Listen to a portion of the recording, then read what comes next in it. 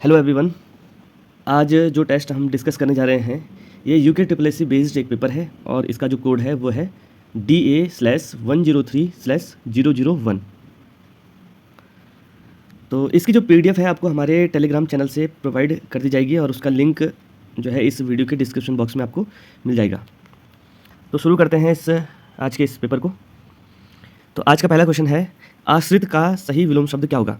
तो आश्रित का जो विलोम है वो है निराश्रित। ऑप्शन नंबर 20 का सही आंसर है। क्वेश्चन नंबर 2, नकली वेश में रहने वाले व्यक्ति के लिए सही शब्द क्या होगा? तो नकली वेश रहने वाले यानी कि छद्मवेशी। ऑप्शन नंबर 1 का सही आंसर है। तो क्वेश्चन नंबर 3 है, लंबे लंबे बालों वाली लड़की अभी एक बच्चे के साथ दौड़ते हुए उधर गई। तो इस वाक्य में जो है हमें विधेय क्या है ये बताना है। तो देखिए, वाक्य के मुख्य रूप से दो अंग होते हैं, एक होता है उद्देश्य और दूसरा होता है विधेय। उद्देश्य यानी कि जिसके बारे में बात की जा रही है, यानी जो काम कर रहा है या जिसके बारे में हम बात कर रहे हैं उसे उद्देश्य कहते हैं, और उसके बारे में जो बात की जा रही है उसे विधेय कहते हैं। ठीक है, अगर हम यहाँ पर उद्देश्य की बात करें तो लंबे लंबे बालों वाली लड़की जो है ये उद्देश्य है, और उसके अलावा जितना भी एक्स्ट्रा चीज़ बच गई, उद्देश्य के अलावा जितना भी बच जाता है उसे हम विधेय कहते हैं। यानी कि अभी एक बच्चे के साथ दौड़ते हुए उधर गई, ये जो है विधेय होगा। तो यहाँ पर हमारे पास ऑप्शन में नहीं है, तो इस क्वेश्चन को जो है डिलीट कर दीजिए। हमारे यहाँ ऐसा ही होता है। क्वेश्चन नंबर 4 जो है, मैं जानता हूँ कि तुम्हारे अक्षर अच्छे नहीं बनते। तो यह किस प्रकार का वाक्य है? तो जहाँ पर की जो है समुच्चय बोधक आता है तो यहाँ पर जो है मिश्र वाक्य होगा। तो ऑप्शन नंबर सी इसका सही आंसर होगा। क्वेश्चन नंबर 5, निम्न में से गलत वाक्य का चयन करें। तो गलत वाक्य का चयन करना है हमें। मुझे यह बात पसंद नहीं, वह सब भले लोग हैं, वे सब होना चाहिए था। तो यानी कि ये जो है गलत वाक्य है। क्वेश्चन नंबर 6, कल पढ़ना मुहावरे का सही अर्थ है। तो कल पढ़ना का मतलब होता है राहत महसूस करना। ऑप्शन नंबर ए इसका सही आंसर है। 7वां क्वेश्चन है, 9 की लकड़ी 90 खर्च। तो इस मुहावरे का सही अर्थ क्या होगा? ये होगा काम साधारण और खर्च अधिक। क्वेश्चन नंबर 8वां, सूर्य का 7वां घोड़ा। तो ये जो उपन्यास है ये लिखी है धर्मवीर भारती के द्वारा। Option number B. Question number 9वां, पितृनुमति शब्द का सही संधि विच्छेद क्या होगा? तो ये होगा पितृधन अनुमति। यहाँ पर जो संधि होगी वो होगी गुण संधि। क्वेश्चन नंबर 10, अ और आ वर्ण का उच्चारण स्थान है। तो यह है कंठ। Option number B. Question number 11, निम्न में से अवृत्ताकार ध्वनि नहीं है। तो यहाँ पर इसका आंसर हो जाएगा ऑप्शन नंबर सी, ओ। क्वेश्चन नंबर 12, दुबला पतला में गुणवाचक विशेषण का कौन सा भेद है? तो ये जो है दुबला और पतला होना ये क्या है? इसकी अवस्था बता रहा है। तो अवस्था बोधक हो जाए, इसका आंसर हो जाएगा। क्वेश्चन नंबर 13, अल्लाह शब्द किस भाषा का है? तो यह है अरबी भाषा का। क्वेश्चन नंबर 14, निम्न में से तत्सम शब्द है। तो तत्सम शब्द यानी कि जिन शब्दों को हम संस्कृत से हिंदी में एज इट इज उपयोग करते हैं तो उन्हें तत्सम शब्द कहते हैं। तो यहाँ पर हो जाएगा अवतार। ऑप्शन नंबर डी, अवतार। क्वेश्चन नंबर 15, निम्न में से किसमें ई प्रत्यय का प्रयोग नहीं हुआ है? तो ढोलकी, टोकरी, मंडली, इन सब में ई प्रत्यय का प्रयोग हुआ है, लेकिन भगवती में ई प्रत्यय का प्रयोग नहीं हुआ है। क्वेश्चन नंबर 16, वह गांव से चला गया वाक्य में कौन सा कारक होगा? कारक की बात की गई है तो वह गांव से चला गया। तो से यहाँ पर जो है परसर्ग हमें देखने को मिल रहा है। तो से है यह जो है अलगाव के रूप में हमें देखने को मिल रहा है। तो इसलिए यहाँ पर जो कारक होगा वो होगा अपादान कारक। तो ऑप्शन नंबर ए इसका सही आंसर होगा। क्वेश्चन नंबर 17, वह काम करता आ रहा है। तो इसमें जो है काल का कौन सा भेद होगा? तो काम करता आ रहा है यानी कि काम अभी तक कंप्लीट नहीं हुआ है। तो यहाँ पर जो है अपूर्ण भूत इसका सही आंसर होगा। ऑप्शन नंबर सी इसका सही आंसर होगा। क्वेश्चन नंबर 18, कुलंकषा पर्यायवाची शब्द होता है। तो ये किसका है? तो ये है नदी का। इसके अलावा जो है नदी के और भी पर्यायवाची हैं जो कि आपको ध्यान में रखना है, जैसे सरिता, तटनी, तरंगिनी, निर्झरिणी, अपगा, वाहिनी, शवालिनी, शैलजा, सिंधुगामिनी। तो ये सब जो है नदी के पर्यायवाची शब्द हैं। क्वेश्चन नंबर 19, यशस्वी का स्त्रीलिंग क्या होगा? तो यशस्वी का जो स्त्रीलिंग होगा वो होगा यशस्विनी। ऑप्शन नंबर डी इसका सही आंसर है। क्वेश्चन नंबर 20 है, रहीमन जो गतिदीप की कुल कपूत गति सोए, बारे उजारे लगे, बाढ़े अंधेरा होए। तो इसमें हमें जो है अलंकार देखना है। तो अगर हम अलंकार की बात करें तो यहाँ पर जो है श्लेष अलंकार होगा। तो यहाँ पर जो दीप शब्द है इसके एक से अधिक मीनिंग है, यानी कि दीप का मतलब हो गया दीपक, और दूसरा इसका मीनिंग है कि कुल दीपक यानी पुत्र। क्वेश्चन नंबर 21, तालेश्वर ताम्रपत्रों का संबंध कहाँ से है? तो यह अल्मोड़ा से के देघाट से इसका संबंध है। ये जो पौरव वंश के कुछ शासक थे, द्विजवर्मन, द्युतिवर्मन, तो इनसे संबंधित है ये। तो इसकी अगर लिपि की बात की जाए तो लिपि इसकी है ब्राह्मी लिपि। राज्य के किस जिले को देवभूमि उपनाम दिया गया है? तो ये दिया गया है उत्तरकाशी को। क्वेश्चन नंबर 23, दुर्गम क्षेत्र वर्तमान में किस नदी घाटी के अंतर्गत है? तो यह है ऑप्शन नंबर ए, मंदाकिनी घाटी के अंतर्गत। क्वेश्चन नंबर 24, प्रसिद्ध जल देवी मंदिर किस जिले में स्थित है? तो यह है, अच्छा, जो जल देवी मंदिर है ये पिथौरागढ़ में स्थित है। यहाँ पर ऑप्शन में जो है पिथौरागढ़ नहीं है, तो पिथौरागढ़ इसका जो है आंसर होना चाहिए।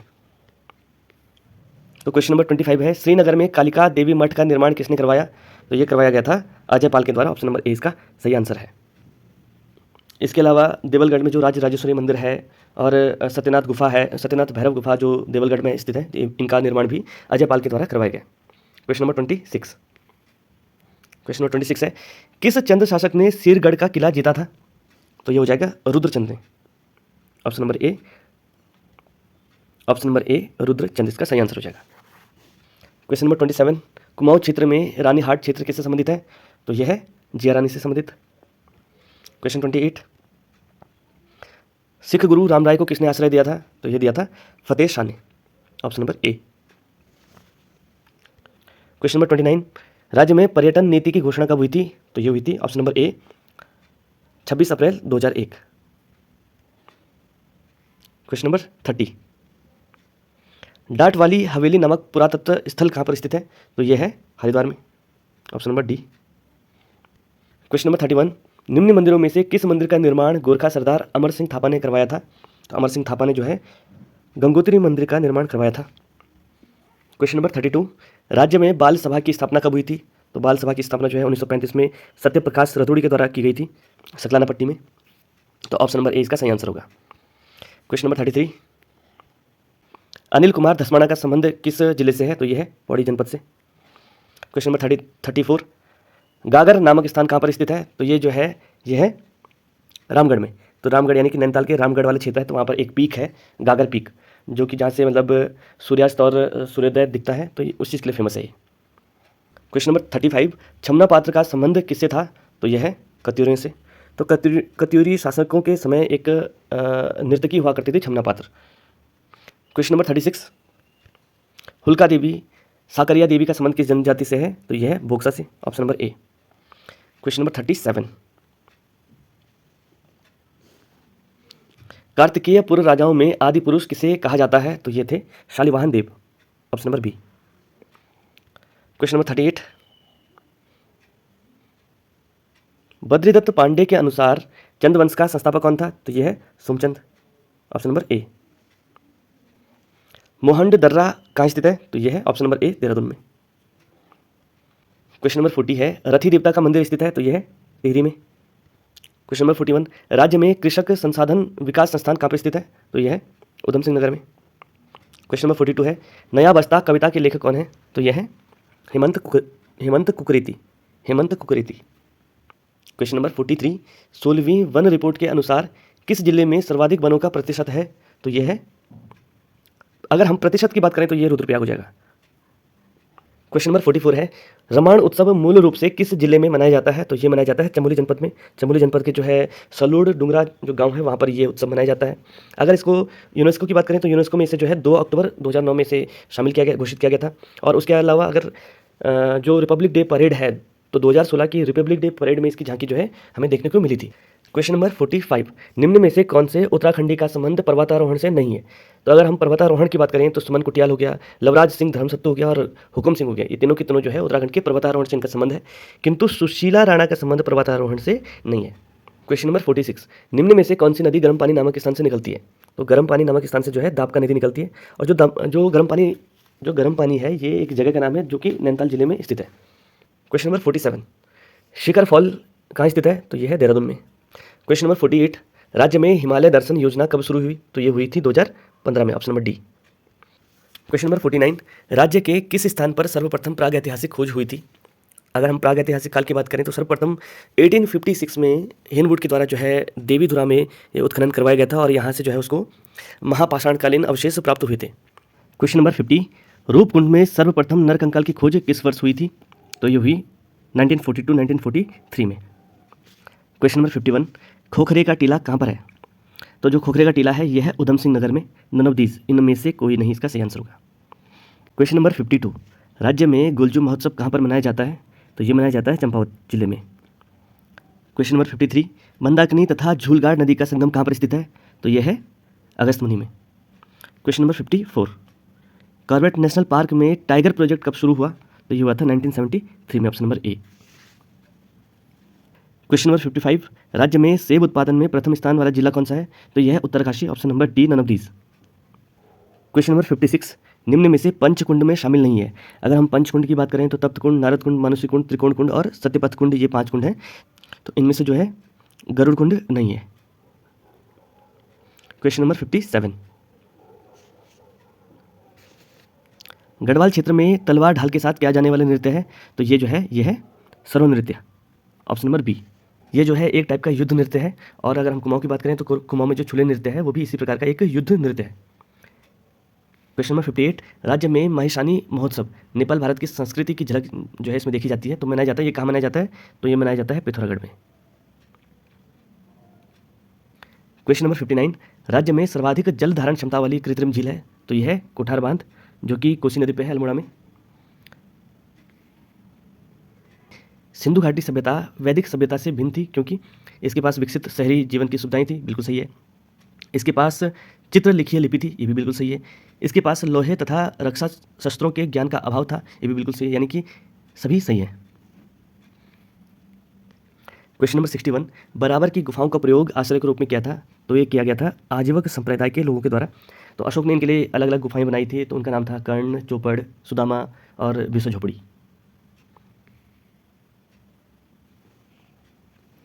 क्वेश्चन नंबर 62, यापनीय किस धर्म का एक संप्रदाय है? तो ये है जैन धर्म का। क्वेश्चन नंबर 63, तीसरी शताब्दी में वारंगल प्रसिद्ध था? तो वारंगल जो था लोहे के यंत्रों के लिए प्रसिद्ध था। क्वेश्चन नंबर 64, दिल्ली सल्तनत का वह सुल्तान जिसने दीवान खैरात नामक दान विभाग की स्थापना की थी? तो वो था फिरोज शाह तुगलक। क्वेश्चन नंबर 65, टोडरमल को किस क्षेत्र में ख्याति प्राप्त थी? तो जो टोडरमल था वो जो है भू राजस्व से इसका संबंध था। तो अकबर के नवरत्नों में एक टोडरमल भी था। क्वेश्चन नंबर 66, मुस्लिम लीग का मुक्ति दिवस? तो मुक्ति दिवस जो है 1939 में इन्होंने मुक्ति दिवस मनाया था, 22 सितंबर 1939 को। इसमें जो है जो कांग्रेस थी तो उसने पूरी कांग्रेस कैबिनेट ने जो है उसमें इस्तीफा दे दिया था, तो इस वजह से इन्होंने जो है मुक्ति दिवस मनाया था। क्वेश्चन नंबर 67, कृष्ण छिद्र सिद्धांत यानी कि ब्लैक होल थ्योरी, तो इसका प्रतिपादन इसको किसने दिया था? तो ये दिया था एस चंद्रशेखरन के द्वारा।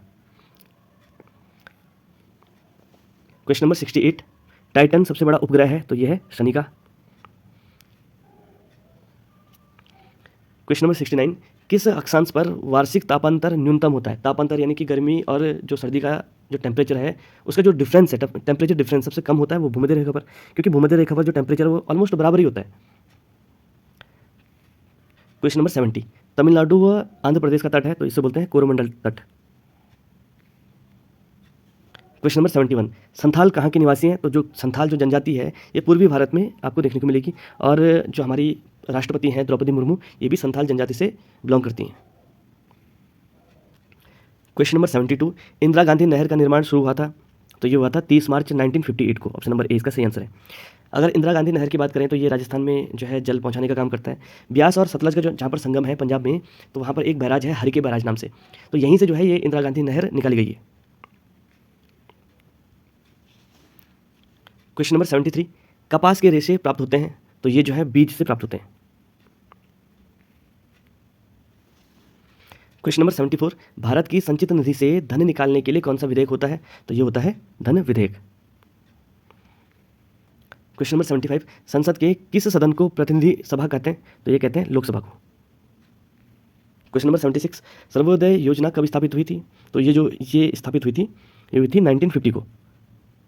1950 इसका सही आंसर होगा। यहाँ पर ऑप्शन भी नहीं है, तो इसका सही आंसर होगा 1950। क्वेश्चन नंबर 77, कौन सी पंचवर्षीय योजना 1 साल पहले समाप्त कर दी गई थी? तो ये थी 5वीं पंचवर्षीय योजना, जो कि 4 साल चली थी, 1974 से 1978 तक। क्वेश्चन नंबर 78, नामदफा वन्य जीव अभयारण्य स्थित है? तो ये स्थित है अरुणाचल प्रदेश में। क्वेश्चन नंबर 79, राष्ट्रमंडल यानी कि कॉमनवेल्थ की स्थापना किस वर्ष हुई थी? तो जो कॉमनवेल्थ है इसकी स्थापना हुई थी 1926 को। कॉमनवेल्थ में वो सारी कंट्रीज आती हैं जिस पे ब्रिटेन का शासन हुआ करता था, कभी ना कभी ब्रिटेन का शासन हुआ करता था, तो उन सभी देशों का एक समूह है जिसे राष्ट्रमंडल या कॉमनवेल्थ कहते हैं। क्वेश्चन नंबर 80, भारत में शास्त्रीय नृत्यों की संख्या है? तो यह है 8। क्वेश्चन नंबर 81, विश्व विकलांगता दिवस मनाया जाता है? तो यह मनाया जाता है 3 दिसंबर को। क्वेश्चन नंबर 82, शल्य प्रक्रिया के बाद जन्म लेने वाला पहला बच्चा था? तो वो था सीजर। क्वेश्चन नंबर 83, NIN यानी कि राष्ट्रीय पोषण संस्थान का मुख्यालय कहाँ स्थित है? तो ये स्थित है हैदराबाद में। क्वेश्चन नंबर 84, निम्न में से नवीकरण योग्य संसाधन नहीं है? नवीकरण यानी कि रीन्यूएबल, तो रीन्यूएबल कौन सा नहीं है? तो थोरियम जो है नॉन रिन्यूएबल है। क्वेश्चन नंबर 85, CPU का कौन सा भाग प्रोग्राम के अनुदेशों के निष्पादन का चयन, निर्वाचन और मॉनिटर करता है? तो यह है option number D, ALU। Question number 86, विद्युत शक्ति की इकाई है? विद्युत शक्ति यानी कि इलेक्ट्रिक वोल्ट, तो उसकी होती है वॉट। क्वेश्चन नंबर 87, RRB यानी कि रीजनल रूरल बैंक का स्वामित्व किसके पास है? तो जो RRB होता है इसका जो स्वामित्व है ये केंद्र सरकार के पास भी होता है, राज्य सरकार के पास भी होता है और प्रायोजित बैंक के पास भी होता है, यानी कि उपरोक्त सभी इसका सही आंसर है। क्वेश्चन नंबर 88, मार्मिकोलॉजी, तो मार्मिकोलॉजी का जो संबंध है वह है चींटियों के अध्ययन से। क्वेश्चन नंबर 89, रोम में स्टोर किए गए प्रोग्राम को क्या कहते हैं? तो कहते हैं फर्मवेयर। क्वेश्चन नंबर 90, मिनमाटा रोग का कारण है? तो यह है पारा यानी कि मरकरी। क्वेश्चन नंबर 91, तो ये रीजनिंग का क्वेश्चन है। तो यहाँ पे है 4, 4 के बाद 8, 8 के बाद 24, तो 4 में 2 गुना किया तो 8, 8 में 3 गुना करेंगे तो 24, 24 में 4 गुना करेंगे तो 96, और 96 में 5 गुना करेंगे तो हो जाएगा 480। तो ऑप्शन नंबर सी इसका सही आंसर है। क्वेश्चन नंबर 92, तो यहाँ पर हमें देखना है कि अगला पद कौन सा होगा। तो यहाँ पर सबसे पहले है A, फिर है AB, फिर है ABC, फिर है ABCD, फिर होगा ABCDE, फिर होगा ABCDEF, फिर होगा ABC के बाद D आना चाहिए यहाँ पे, तो D इसका सही आंसर होगा। क्वेश्चन नंबर 93, तो इसका आंसर हो जाएगा option number B। Question number 94, मीता को याद है कि उसके पिता का जन्मदिन 8 जुलाई के बाद लेकिन 12 जुलाई से पहले आता है। तो उसको एग्जैक्टली याद नहीं है, लेकिन इतना पता है कि 8 के बाद आता है और 12 से पहले आता है, तो यानी कि 9, 10 और 11। मीता के भाई को याद है कि उनका जो जन्मदिन है वो 10 जुलाई के बाद और 15 जुलाई से पहले आता है। तो अगर हम यहाँ पर देखेंगे कॉमन डेट कौन सी है, तो कॉमन डेट हो जाती है 11 तारीख। तो ऑप्शन नंबर जो है ऑप्शन नंबर बी इसका सही आंसर है। क्वेश्चन नंबर 95, 10 वर्ष पूर्व सुलोचना की माँ की आयु सुलोचना से 4 गुनी थी, 10 वर्ष पश्चात उसकी आयु सुलोचना से 2 गुनी हो जाएगी, तो आज जो है सुलोचना की आयु कितनी है? तो इसका आंसर हो जाएगा 20 ईयर्स। क्वेश्चन नंबर 96, एक पुस्तक पर 300 पृष्ठ हैं और प्रत्येक पृष्ठ पर 10-10 शब्दों की 20 पंक्तियां हैं, तो पुस्तक में कुल कितने शब्द हैं? तो इसके लिए हम 300 और 10 और 20 को गुणा करेंगे, तो ये हो जाएगा 60,000। ऑप्शन नंबर 20 का सही आंसर होगा।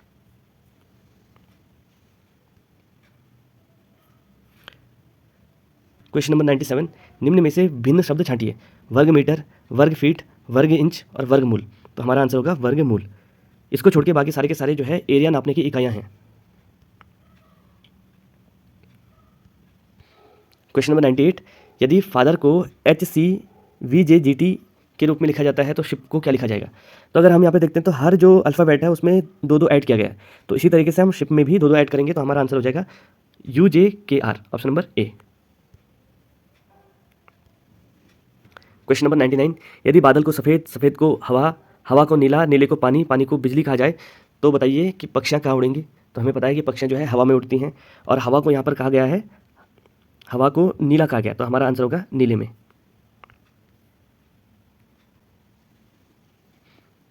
तो आज का अंतिम क्वेश्चन है, यदि नोएडा को 39658 लिखा जाता है तो इंडिया को क्या लिखा जाएगा?